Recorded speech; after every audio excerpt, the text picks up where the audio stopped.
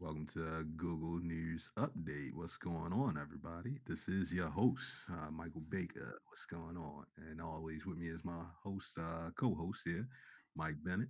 What's goody goody, everybody? Mike Bennett here.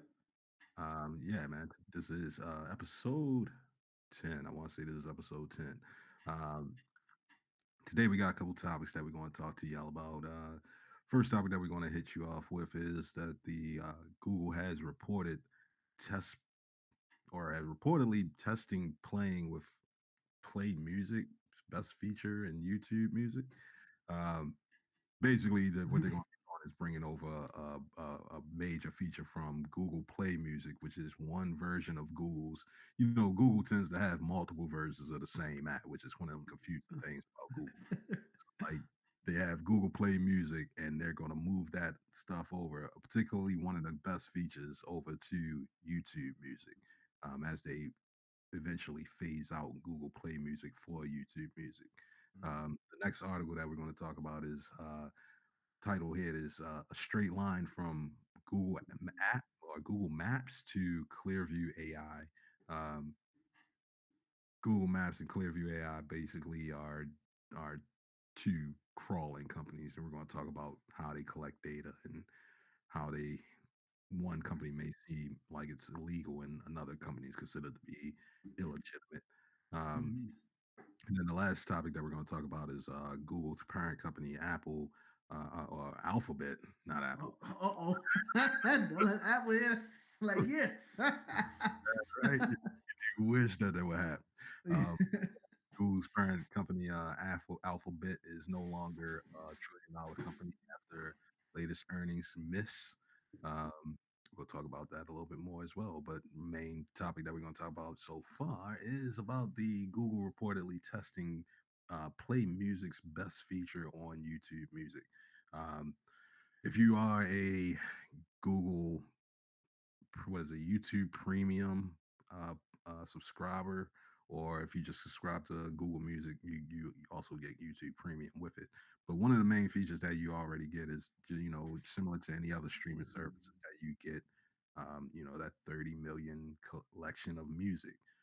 When Google Play Music first came out, one of the greatest features that they had that no other streaming service had that I loved it for was that you got to upload all your original music up to Google Play.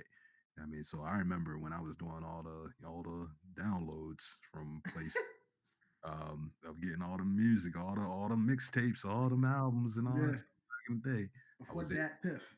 yeah, yeah, that Tiff and other mixtape sources.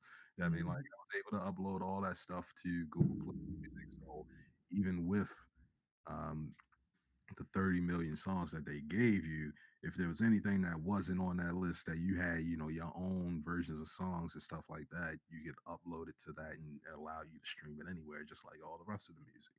Um, and as they start to do this migration to YouTube music, and as YouTube music came out, they never really had that functionality in there. And people really don't like YouTube music in a lot of ways because it does miss out on a lot of features that Google Play Music has. Mhm. Like I find myself going back and forth between the two a lot, where I'll be like, yeah, I'm playing music on here sometimes, and then trying to test out some of the features of YouTube Music just to be like, all right, let me get used to it, let me see what it does, and then immediately want to revert back to Google Play Music because there's some functionality, some feature, some song that I can only seem to find on Google Play Music in comparison to Music. So like Right. just that back and forth between the two. And I got a lot of mixtapes. Like even before that, Piff, back when they were just making mixtapes, and I had to record my CD off the computer back into the computer, like an Way MP. fast. Yeah, like something like that. I uploaded all that stuff to Google Play Music, and it's been up there since then. And like, I mean, I have backups of it, but I'm not about to pull out a disc of any form like that. Yeah. I I'm just stream everything, and yeah. I'm happy to see that over because when they were talking about it, it was like, yeah, you get to upload 50,000 songs, and I remember I had like 66 gigs worth of music. It was like 32,000 songs, and I was like, yeah, all Man, that stuff is going up there. all that. I think All, that's what's cool about it, bro, is that so because like you hit the nail right on the head, man. It seems like why this is such a good thing. So it's two things I see here. Like as far as the technology goes, it positions YouTube music as so that, like you're saying, the going back and forth and stuff like that. Whenever you have a platform merge, it makes it easier for people to converge over, to buy into or use that new, the newness of that application, right? Because they have that functionality now.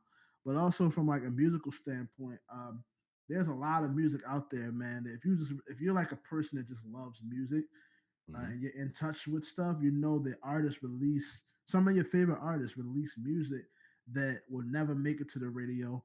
Yeah, That was only exactly. like it's some stuff I had from back in the day where it's like music sessions. Like I remember I had this. It was this music session I had downloaded, but it was like Big L and Jay Z was in. It was like freestyling back and forth in the studio or something like that. Would record it. Like you would miss out on stuff like that because of like the I don't know what you would call it, but I guess the put togetherness, I don't have a word right now, of like, just dealing with the mainstream stuff of what has been decided by the music in their conglomerate to put out. But Original indie market, like not this indie market that they got now, where it's a nah, industry. This is like original indie, like right. Like people don't know, like, see this, for example, like people don't know, and kind of taking it from like a musical like hip hop stance, like people don't know that to take the whole there was a beef between Nas and Jay Z. Many yeah, people don't know that it was actually started by Nas. And you yeah, were able to go back. They have a recording of like when Nas did like a freestyle over the radio where he was coming at Jay.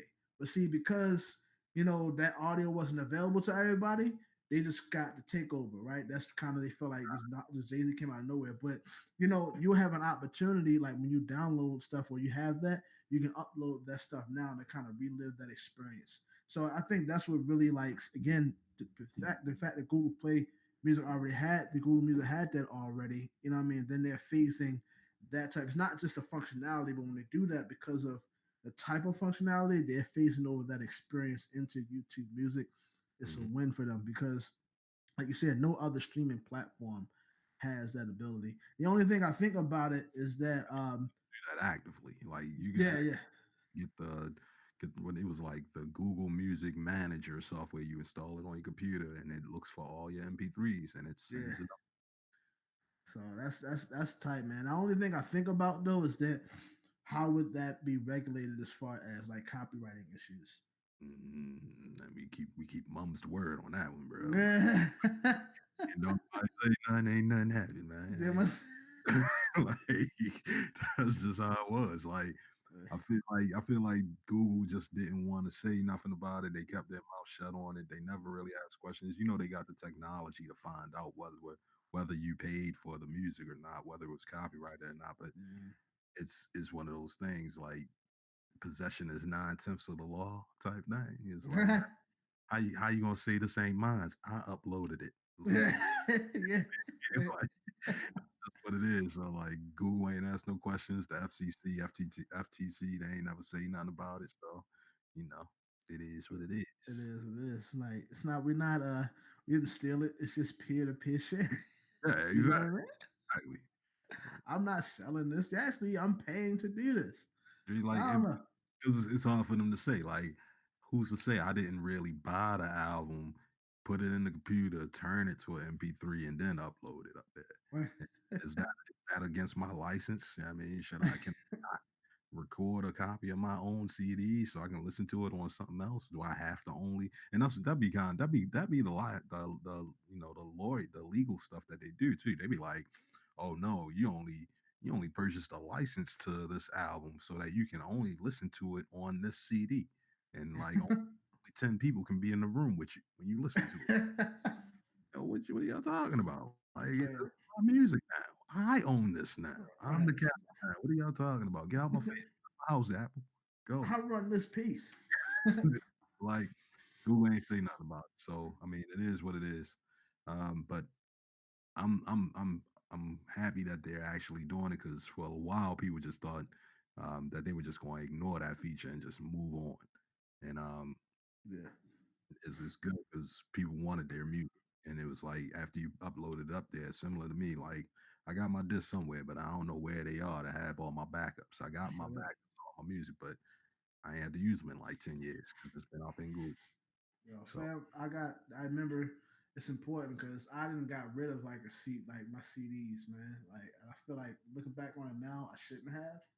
mhm. But now that we got this functionality, like it just because I got stuff on my computer and it's like, yo, I need that. I need I need that can't go nowhere. If it could, I've gone through this thing before where I had it stored on my laptop, and then my laptop, of course, broke, so I had to pull a hard drive out, then get it encapsulate, then have that. Yeah, like having to do all that, man, it's crazy. So the fact you can just upload that, and that's a functionality you got now, like yo, that's gold. Yeah.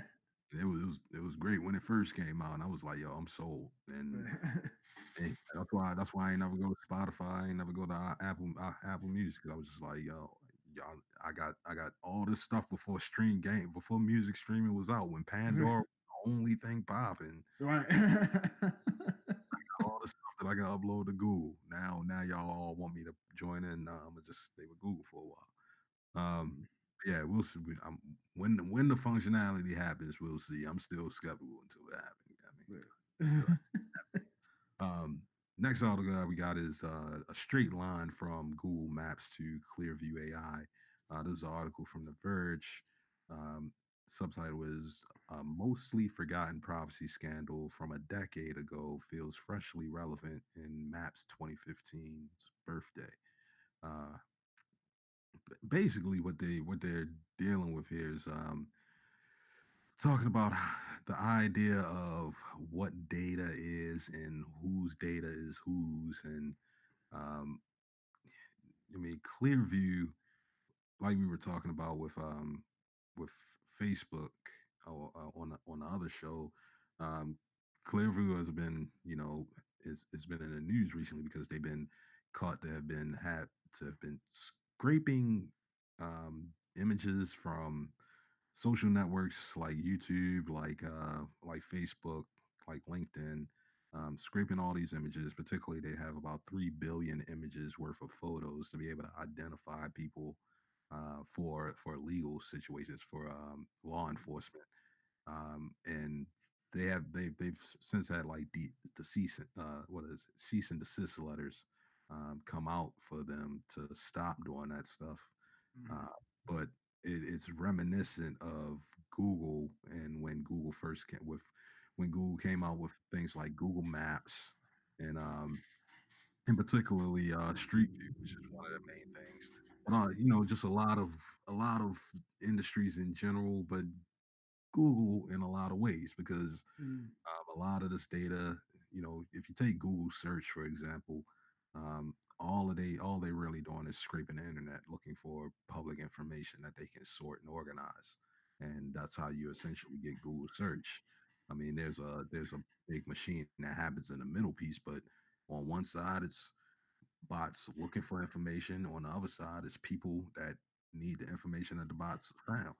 And like Google's middleman pieces being the middleman for that. And it's the same way with Google Maps. The Earth is a whole bunch of public data. Being able Yeah. being able to go and get all the blueprints um, for street layouts and building layouts, and what they do with satellites where they're scanning large landscapes, and um, using these airplanes, even to the point with like Google Maps, they used to use airplanes to fly around to scan cities to see what cities look like so that they can actually add them into Google Maps. Um, just the idea and the deal of what privacy is, and what whose data is whose, and what's the concerns with all this data being collected. It's just a reminiscent, like it's like a nonstop um, repeated topic when it comes to data collection and what is considered public data and what is considered private data. When you're in the public, Mm, is just because you're in the public is your public data considered it, because I'm in a public space, am I considered part of this potential data collection, and how do I actually pull myself out of it? It's one of those things with Google and Google Maps and Google in general. That's just I mean, Oh, it's kind of an iffy thing. It's like some of the businesses that they're in, even though it is beneficial to the large masses, it can become one of those things that's like problematic to the masses as well. I'm sure uh, if I mean a lot of things can be planned. Just having access to pinpoints of where things are and located at, you can plan out a lot of bad events. I don't yeah, want a lot of things happen. I, which I won't bring up terrorism per se, but you got Google Maps, bro. You can map out any attack, anything you want yeah, to. it's things where like on Google Maps, man. There's times where you zooming in on a house, something like that, because of how they took pictures. You can see somebody's face. You know what I mean? Walking by, there's all type of information you can derive from that. A picture has 1,000 words, right? So you see me walking down the street, or somewhere on a Google Maps, you're seeing my face. You're like, "Oh, does he live around here? Who's it?" You identify who I am. All this Mm, stuff like that. I think though that, but like what was brought up in this article makes sense, and or what they're alluding to, that yes, it becomes difficult to sit here, and pretty much what you're doing is having to put your trust in these corporations that they have your best interest in mind, at least they should, versus like what you see in reality, like with the Clearview AI. They've been, they have the thing going on where they're collecting people's faces against their will, and not making it available to them, or even making it uh, not making it available to them directly, or even making it public what they're doing with this. You know what I mean? Stuff like that is cause for concern, and the fact that although I feel like on a more practical sense, it's that same idea of we have so not to get too political or anything like that, but you have the whole thing with this idea that all cops are bad, right? right, right. And you have like, but the argument is there's good cops that exist. Like I say, they're like, oh, my brother's a cop, and I know he don't do this and this, and that's true. But the Hmm. fact that there's so much, like, there's so many reports and things like that happening where there are cops that is not, they're bad or not doing the right thing, it leads you to question, like, what is the whole thing good or bad? And I Yeah, think they're like, like looking at, making that comparison to like what's going on in the IT industry. You have companies like you see Clearview, where they may be that one apple in the batch that spoils everything. You know what I mean? Google, where in a sense you can make an argument that like some will say it's bad, some will say it's okay, but then you have a Clearview where the general consensus is what they're doing is effed up. yeah, So I'm like, what do you as an end user, you're at the mercy of these companies where you've given all the information, leads you to question like, yo, what's good and what's bad, or who's on my side and who's not. You know.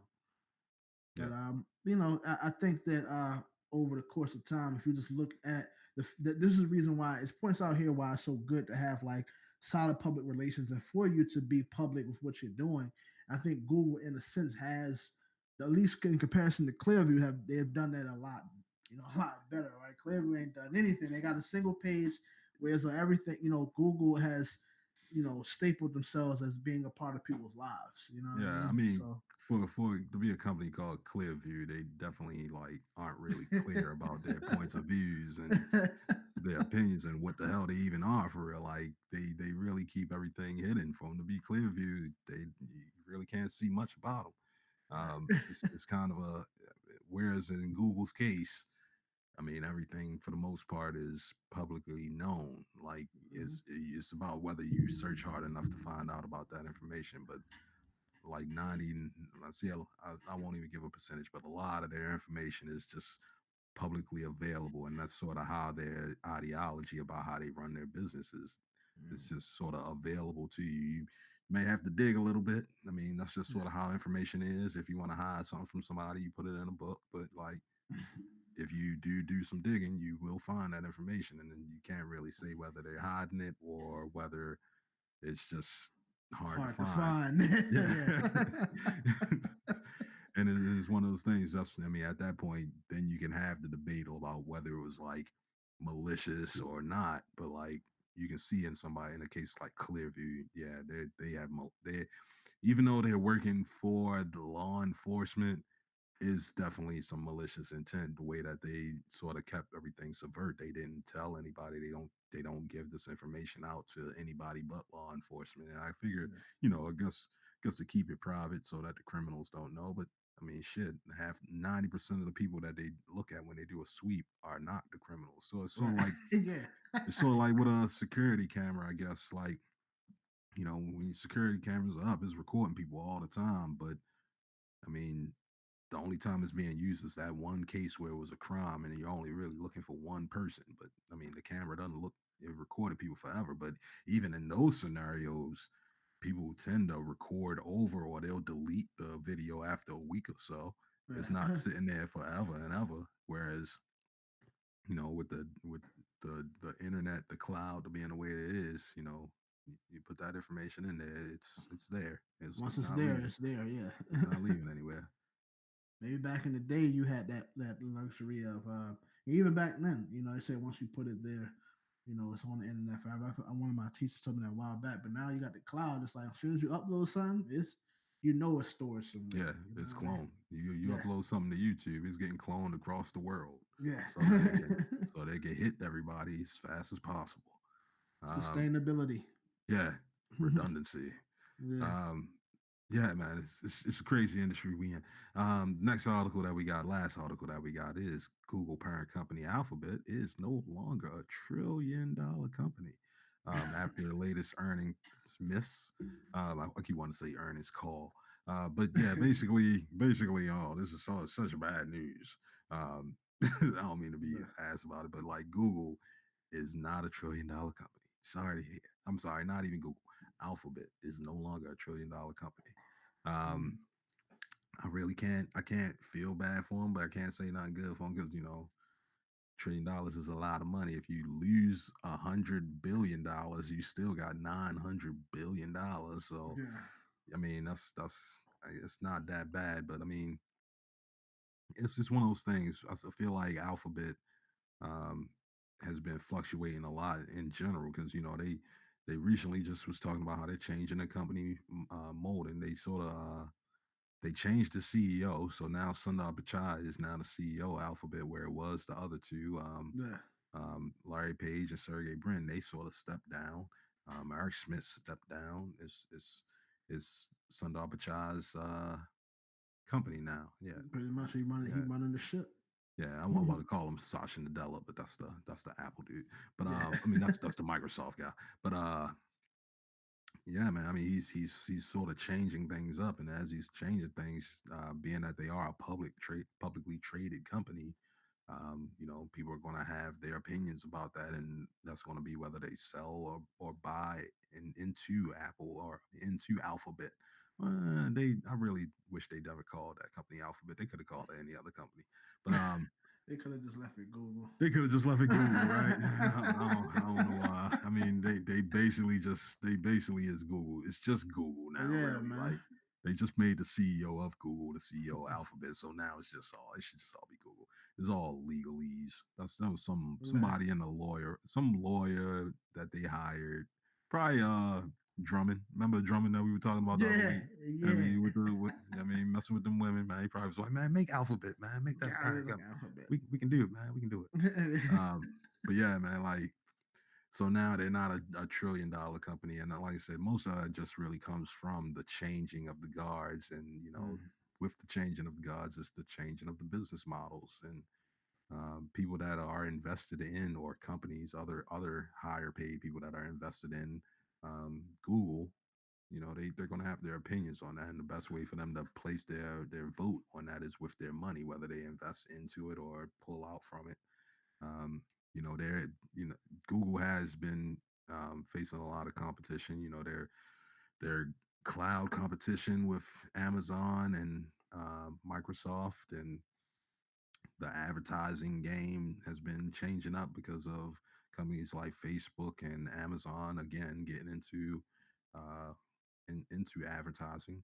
Right. Um, the Android platform is always second to Apple.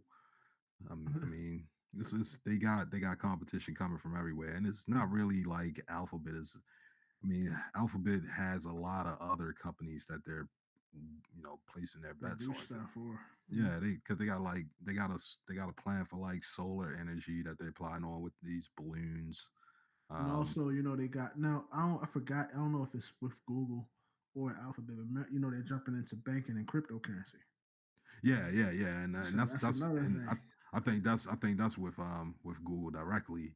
Mm. Um, I mean, yeah, they got Waymo, they got which is like the driverless cars that they plan on doing. Like they jumping into so many different industries that um that advertisement business has been great for Apple. I mean, great for Google because they're able to even come out with all these other businesses in the first place because of the advertisement business. They make so much in the advertisement business that they can fund these new ventures to try to find another business that can potentially make them more money. Right, And they're in the know because you got to remember, like, the basis of Google is that they're data collection and analytics company. You know what I mean? yeah, So they have. Well, I think what aids them in jumping all over the place is that probably more than the other tech titans out there is that they have a lot of data that they can aggregate and say, like, okay, this is what's happening over in this corner of the internet. This is the talk. So maybe we can start an mhm. initiative based on what's going on over there. Like, they have that power to do that. So I think that a part of what you see, like what's happening with them not no longer being a $1 trillion company, is that Alphabet is they see that it's that thing of you having to invest in so many things. You got sometimes you take a loss in order to double triple your profits, or whatever. Yeah, So I mean, exactly. I don't really. That's why I look at this as it ain't really that. There's two ways you could look at it though, right? I don't really look at it, be it that I make my little bit of money. I'm like, okay, you lost 3% or 5%, whatever they say they lost. I'm like, okay, that's not that big of a deal. But you know, although, so if you're a $1 trillion company and then you lose $100 billion, you're down at 9 billion. Like, you only have nine of those left. It said You know what I mean? 3%. 3%. Okay, I whatever. mean, like 3%. Yeah, I But mean I'm thinking, like, that's a bad how Sunday. easy. Yeah, it's a bad. I'm like, how often, how hard will it be for them to lose another 9 $100 billion? If that makes sense. Like, is it going to be like every year they're going to lose $100 billion? I don't think so, but I, I'm nowhere in that position to even be like thinking about if that's a good or bad thing. Just from me, as far as for the company goes, I just from my position, I don't really think it's cause for concern because Mhm. again, I look at it as what Alphabet is doing is they are investing in different things that who's to know within the next 10 years could make them a $2 or $3 trillion company. Yeah, yeah, exactly. I mean, like you say, you gotta spend money to make money. And I mean, even if they're not necessarily earning money at that moment, it doesn't necessarily mean that they're not investing. Right. It's just one of those things. Um, I feel like if they're not going to be $1 trillion company today, give it like 3 months, and then they'll be $1 trillion company. We'll be talking about this again. I feel like we brought this up one time before. It might have been like Microsoft or something else, and oh yeah, Microsoft's $1 trillion company now, and in another week or so, they won't be the $1 trillion company anymore. Like Amazon will be $1 trillion company, and then they may fall off. Apple will be $1 trillion company; they'll fall off. They all teetering on that line, man. It's just the back and forth that they doing because for real, ain't no company ever really made $1 trillion. So to even see these four hitting it is I mean it's a interesting thing, and that's why it keeps coming up. And more than likely, all four of them will surpass the $1 trillion company Right, marking. right. It's just right now, it's an unbelievable thing that it even happened in the first place. So it's only natural for it to fluctuate. If you're looking at the narrowest slither of if they made $1 trillion or not, then yeah, you're gonna see them jump up and down. That's just the stock market how it is. Yeah. But if you say, oh, we're looking to see if they still a $900 million company, $900 billion company, yeah, they still a $900 billion company. I mean, so like I'm missing $1 billion here and there, man. That's something so that they can. This is Forbes, so Yeah. it's for the money. It's good talk for the money. How can they keep that money going north instead of south? Um, it'll be interesting to see because nonetheless, companies like that are gonna be the companies that are changing the world over the next 10 to 20 years. Right. And this is 2020, so I expect flying cars in the For next the couple of next, years. yeah, yeah. Yeah, I I mean, mean, so you think about it historically, like in the 1900s. you had the advent of automobiles, right? Yeah. And what that has done. Like think about 100 years ago, a little bit over 100 years ago, like having a car in itself was just like what the hell? Like you have a car, like we not you're not doing horses no more, or like bikes or I whatever. mean, So you can even say it like this: just over 100 years ago, we just really had like power for cities, electricity for cities. mm, Like 100 years ago, it was not a common thing to have a whole city be powered by electricity. Maybe a block, maybe a street. that's I something. So mean, maybe Broadway got lights. I mean, like if that wasn't, but that was not a common thing. That was 100 years ago. Now look at us in 100 years. If the power go off for 18 hours, we about to start eating each other like savages. the end of the world, man. So That's like crazy. is anything can happen, and this is 2000, and we're in the first 20 years of that. Mm. Whatever these companies are going to do, whether even these companies still exist or they happen to merge with each other, it's going to be some stuff, man. It's going to be That's some stuff to crazy to see. think that because yeah, like the whole thing with the automobile industry, like with Henry Ford did before. You know what I mean? It's like Yeah, exactly. what it's a lot of. I'm pretty sure there's a lot of companies that came and gone, or some that was like a thing, and then like several depressions happened. It's like now it's no Yeah, longer a thing. Like yep. how does technology change the landscape of how business develops society within the next 100 years? It's something that's just because there's no before this, some would argue it wasn't like that, right? But I think just based off of the recorded history, before the technology industry, the change of things like wasn't really as exponential. Hmm. It wasn't as hyperbolic. But now that even like you said, for 100 years ago, right, it wasn't like power. A fully powered city wasn't a thing. But then that's happened, and then you think over the past 40 years, what technology has done is like Yeah, made what it took 500 years to do before technology was able to accomplish that within 40.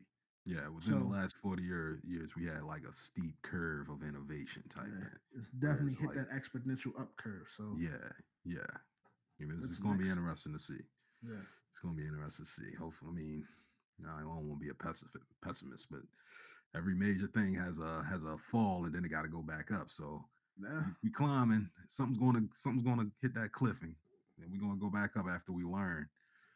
I don't According want to to see what Elon, that we know thing what it gonna be. is. It's gonna be Trump crazy ass there going World War III, but whatever. But yeah, man, I think that's all we got, man. I think that's all we got. And we're gonna wrap this joint up. If you guys like this show, we need you to go ahead and do the damn thing, which is like, subscribe, comment, and share.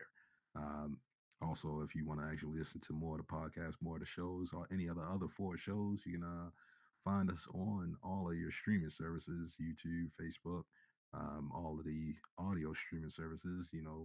Podcasts, iTunes Podcasts, Apple Podcasts, Google Podcasts, all of them. Just Google us. Do the damn Right. thing. Google us, find us, and you will listen and enjoy. Anything you gotta say, Mike?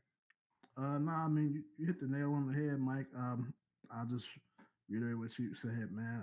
Just make sure you like, comment, subscribe, find us wherever you can find us because we're there. And we got some more stuff coming your way, man. We got a couple of interviews coming up too. We plan on uh, hitting y'all with some new fire. So I want y'all to stay tuned, man. We got some great stuff coming your way. Yeah, y'all take it easy out there. All Peace. right, peace.